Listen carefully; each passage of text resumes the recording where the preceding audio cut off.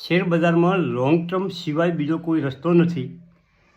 પૈસા બનાવવા માટે, વેલ્થ બનાવવા માટે આ શબ્દ છે વિજય કેડિયાના. મિત્રો, પૈસા બનાવવા માટે લાંબો સમય રોકાણ સિવાયનો બીજો કોઈ રસ્તો નથી. બાકી થોડા ઘણા નફા નુકસાન કરવું, બાકીના શેરો કાયમ લેવાને વેચવા એ બ્રોકરોની કમાણી કરવાનું જ થાય છે. એમાં તમે કોઈ લોબો કોદો કાઢવાના નથી. આપણે એ કરતા રહીશું કે આજે પહોંચાવી ગયા, કાલે શું લેવું, બીજા દિવસે શું વેચવું, આ જ બધી કહાની ચાલતી હોય છે. પરંતુ સારી ક્વોલિટી અને સારી ક્વોન્ટિટી લઈને તમે બેસી જશો અને સમય આપશો તો પૈસા 118% બનશે. બજારમાં લોકો મોટી ભૂલ શું કરે છે? તમે ને હું શેર બજારમાં મોટી ભૂલો શું કરો છો એની વાત આ ગિરીશભાઈના શબ્દોમાં હું તમને સમજાવવાની કોશિશ કરું.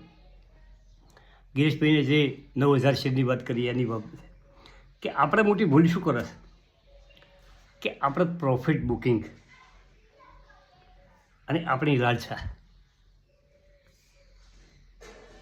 ખરેખર લોકો પ્રોફિટ બુકિંગ કરે છે, પરંતુ લોસ જે કંપની કરતી હોય છે એને કટ કરતા નથી.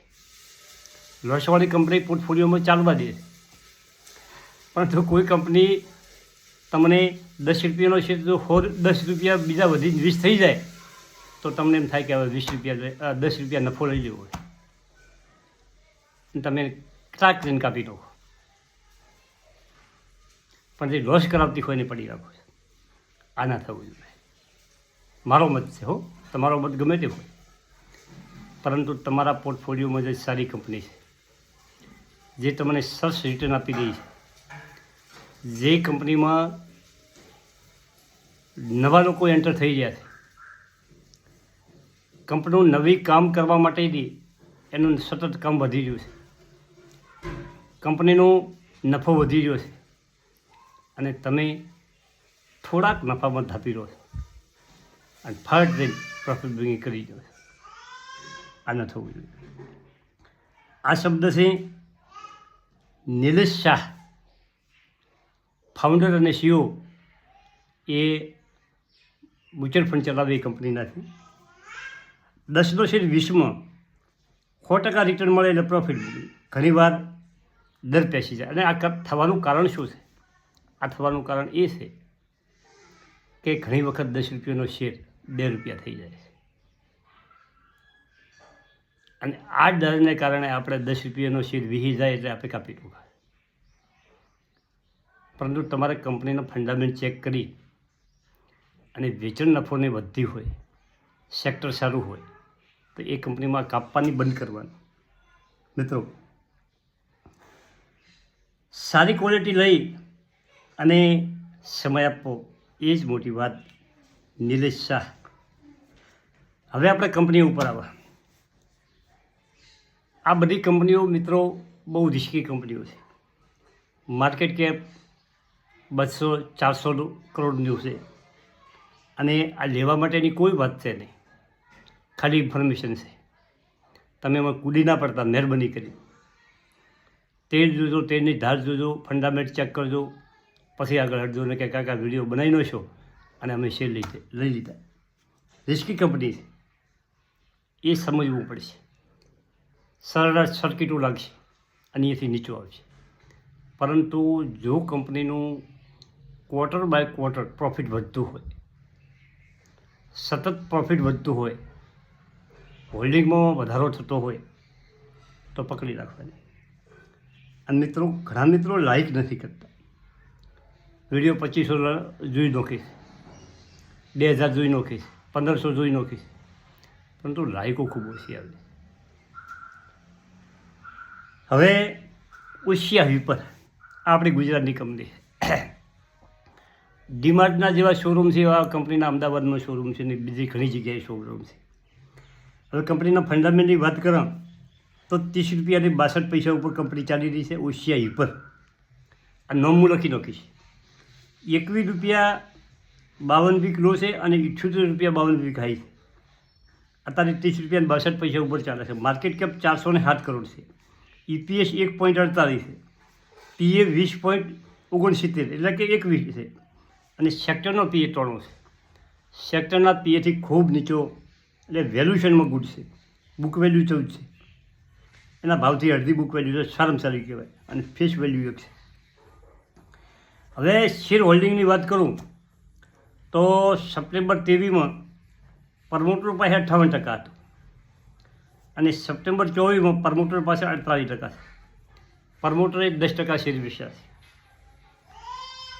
પબ્લિક પાસે સપ્ટેમ્બર 23માં 37.97 એટલે કે 37% હતું અને સપ્ટેમ્બર 24માં 51.76% છે. એમાં એક જ આ ખોમી હોય તો કે પ્રમોટરોએ શેર વેચાય, પરંતુ કંપનીમાં નફો સતત વધે જાય છે. અને બેલેન્સ શીટની વાત કરું તો 13 કરોડ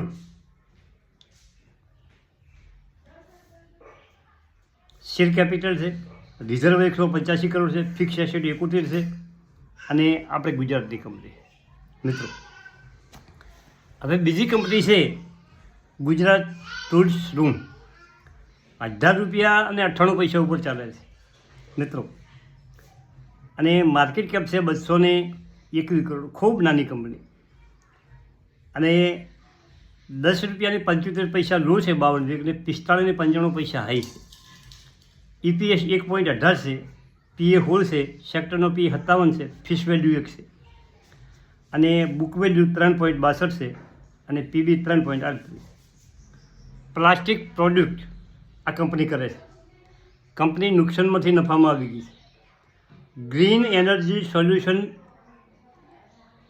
ઉપયોગ આવે, જે ગ્રીન એનર્જીનું ચાલી રહ્યું છે એમાં સોલ્યુશનનો જે ઉપયોગ આવે એ સોલ્યુશન પણ આ કંપની બનાવે છે અને એની ડિમાન્ડ ખૂબ છે. આ એનો પ્લસ પોઈન્ટ છે મિત્રો.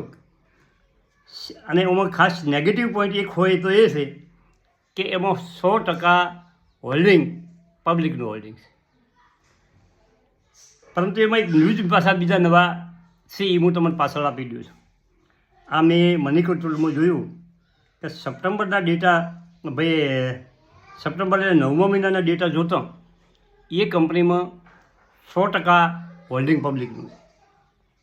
હવે આપણે બેલેન્સ શીટ જોઈએ તો શેર કેપિટલ 5 કરોડ છે અને ફેસ વેલ્યુ 1 છે એટલે કંપની 5 કરોડ શેર બહાર પડેલ છે. રિઝર્વ 13 કરોડ છે.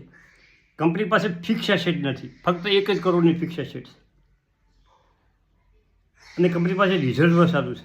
કંપની દેવા મુક્ત છે અને થોડા સમયમાં કંપની દેવામાંથી નફામાં આવી છે અને કંપની દોડવા મળી છે મિત્રો. હવે ખાસ વાત એ છે કંપનીમાં એના ડેટા મુજબ કે આ ડિસેમ્બર મહિનાનું છેલ્લું હોલ્ડિંગ સ્કેનર ઉપર જોવામાં એવું આવ્યું કે FIC એમાં 30.99% હોલ્ડિંગ ખરીદ્યું છે આ કંપનીમાં. અને હવે પબ્લિકનું હોલ્ડિંગ 68.94% છે. જે 100% પબ્લિક પાસે શેરો હતા તેમાંથી 31% શેરો FIIનું રોકાણ એમાં થયું છે. આ ખાસ વાત છે. અને કંપનીમાં 1,32,108 ઇન્વેસ્ટરો છે મિત્રો. આ બધું જોતો આ બે કંપનીઓ તમે વોચ લિસ્ટમાં રાખી શકો છો. લેવાની કોઈ ભલામણ નથી.